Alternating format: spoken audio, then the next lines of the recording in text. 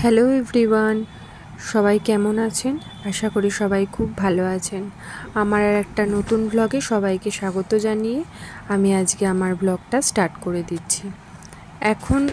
আজকে হচ্ছে সানডে, তো আজকে একটা রেসিপি থাকছে আপনাদের জন্য। আর এখন আমি সকালের ব্রেকফাস্টে বানিয়ে নিচ্ছিলাম একটু ধোসা, আলুর তরকারি, মানে আলুর যে পুরটা থাকে ওইটা, আর একটু চাটনি। তো বানিয়ে তারপর খাওয়া দাওয়া করে, আর আজকে আমার রান্নাটা করছে হচ্ছে আমার হাজব্যান্ড। তো চলুন তাহলে রান্নাতে যাওয়া যাক। আর এই ধোসা টোসা খাওয়ার পরে না একটু চা খেতে ভালোই লাগে, তো একটু চাও বানিয়ে নিয়েছিলাম। তো তারপর আমার ততক্ষণ হাজব্যান্ড বাজারে গিয়েছিল, তো এসে তারপর ওই আর কি বললো যে রান্নাটা করার জন্য আজকে কাতলা মাছ দিয়ে একটা রেসিপি বানানো হবে। মুখটা একটু দেখা, হাসি মুখটা, চাটা পেয়ে। তো এখানে আমরা দুটো মাছ রান্না করব, চিংড়ি মাছটা আর কাতলা মাছটা। তো কাতলা মাছটার জন্য শুধু পেঁয়াজটাই লাগবে, আর চিংড়ি মাছটার জন্য আলু কেটে নিচ্ছিল। চিংড়ি মাছের রেসিপি থাকবে নেক্সট ব্লগে। আজকে আমাদের রবিবার সানডে স্পেশাল কি রান্না হবে বলো? আজকে হচ্ছে কি জানো, দেহেবু দেহেবু চিংড়ি, দেহেবু চিংড়ি আর ঢাকাইয়া রোস্ট, কাতলা ঢাকাইয়া রোস্ট এটা করবো আজকে। কিছু করবে? কে করবে? তুমি করবে তো? তুমি করবে তো? দেখি কি করা যায়। একদিনে দুটো নতুন রান্না হয়ে ওঠে না, তো তার জন্য আমি ওকে একটা রান্না করতে বলেছি, আমি একটা রান্না করব।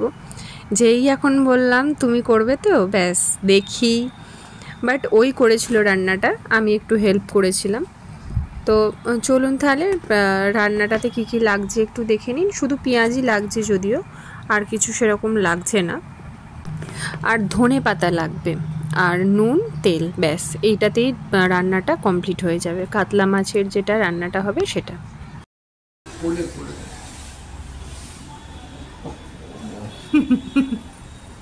কোলে গণেশ দিয়েছে বাবাকে ঘুম পাড়াবে? গণেশকে ঘুম পাড়াতে পাড়াতে কেটে দাও। এখানে পেঁয়াজটা ভালো করে ঝুড়ি ঝুড়ি করে কেটে নিয়ে ভালো করে ছাড়িয়ে নিতে হবে। একটার সাথে যেরকম বেরেস্তা কাটা হয় ঠিক সেইভাবে, যেন একটার সাথে একটা গায়েতে না লেগে থাকে। তো এর মধ্যে এবার আমরা দিয়ে দিচ্ছি কাঁচা লঙ্কা আর তেল।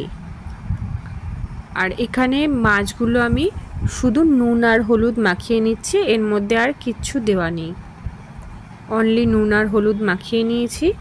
আর তেলটা এখানে একটুখানি বেশি লাগবে। তেলটা ওই আমরা 4 পিস মাছ করেছি, 4 পিস মাছের জন্য হাফ কাপের মতন তেল হলেই এনাফ। এই রান্নাটাতে আসলে কোনোভাবেই জল পড়বে না, তো তার জন্য তেলেতেই এই রান্নাটা হবে। তো তেলটা ভালো করে মাখিয়ে নিল, এর মধ্যে আমি নুন দিয়ে দিলাম, পরিমাণ মতন নুন দিয়ে সেটাকেও ভালো করে মাখিয়ে নিতে হবে। তো তারপরে এই যে নুন হলুদ মাখানো যে মাছগুলো আছে সেইগুলো একটা একটা করে সাজিয়ে দিতে হবে, একটুখানি ফাঁক করে প্যানের যাতে নিচটাতে একটু লেগে যায়, মানে থাকে সেই রকমভাবে মাছগুলোকে সাজিয়ে সাজিয়ে দিয়ে দিতে হবে। যেহেতু জল পড়বে না, মাছ তো সেদ্ধ হয়েই যাবে। আর এটাতে কিন্তু কোনো আষ্টে গন্ধও লাগেনি আমাদের। আমি ভেবেছিলাম যে আষ্টে গন্ধ ছাড়তে পারে, যেহেতু কাতলা মাছ আরও বিশেষ করে, কিন্তু সত্যি বলতে কোনো আষ্টে গন্ধ ছাড়েনি। আর এই ওপর থেকে আর একটু পেঁয়াজ ওপর থেকে ছড়িয়ে দিতে হবে, ব্যাস তাহলেই রেডি। এরপর আমরা এটা সোজাসুজি নিয়ে চলে যাব গ্যাসে বসিয়ে দেবো। গ্যাসে হাই ফ্লেমে বসিয়ে রাখতে হবে যতক্ষণ না ওটা ফুটতে শুরু করছে। তো যেটায় যখন তেলটা ফুটতে শুরু করবে, গ্যাসটা কমিয়ে দিয়ে ঢাকা চাপা দিয়ে 7 থেকে 8 মিনিট ওয়েট করতে হবে। তো আমাদের 7 থেকে 8 মিনিট হয়ে গেছে।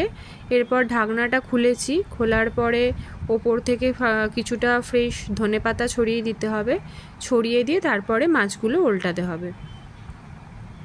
আর এখানে আমার হাজব্যান্ড তো উল্টাতে পারছিল না মাছটা, বলছে নিচে লেগে গেছে, কিন্তু নিচে লাগেনি, যেহেতু পুরোটাই তেলই ছিল।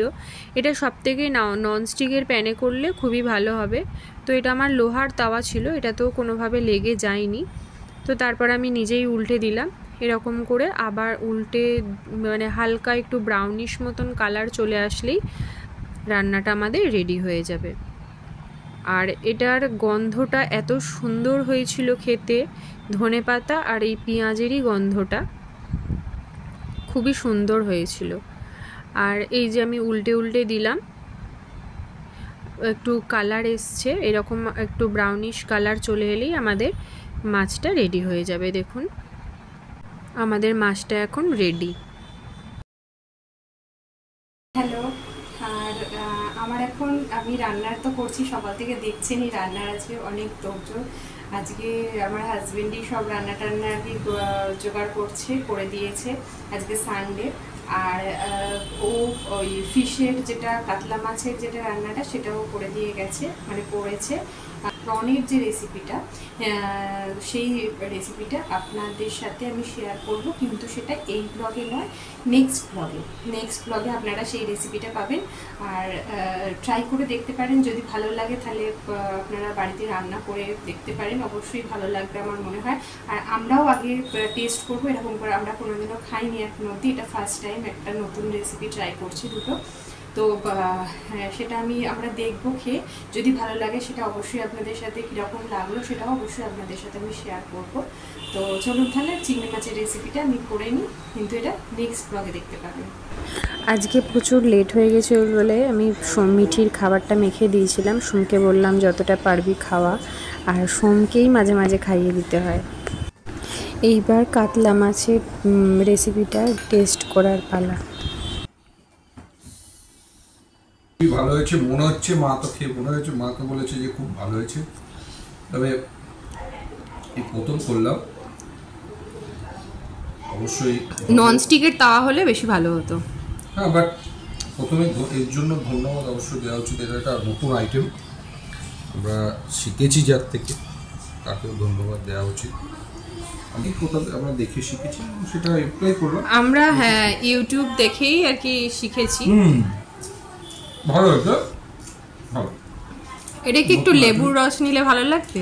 না না না, এর সাথে এটাই একদম ঠিক আছে। এবং মানে এটাতে কোনো টমেটো বা দই কিছুই পড়েনি, এবং খুবই সুন্দর হয়েছে। আমার মনে হয় আরও ভালো করা যেত, আমরা আরও ভালো করবো এটা।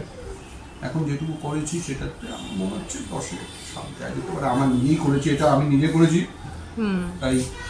আর চিংড়িটা আমি করেছি, চিংড়িটা করেছে আমার মিসেস। চিংড়িটা খুব ভালো হয়েছে, চিংড়িটা আমি টেস্ট করে নিয়েছি, খুবই ভালো হয়েছে।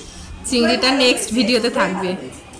আর রবিবারের দিন, আর সামনেই পানের দোকান, পান না খেলে চলে।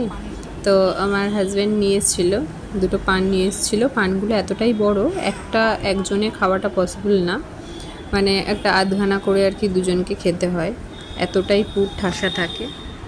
মা তুমি এখানে দাঁড়িয়ে কি করছো? আমি এখানে দাঁড়িয়ে আছি, এই যে খাওয়া হয়ে গেছে, খেয়ে উঠে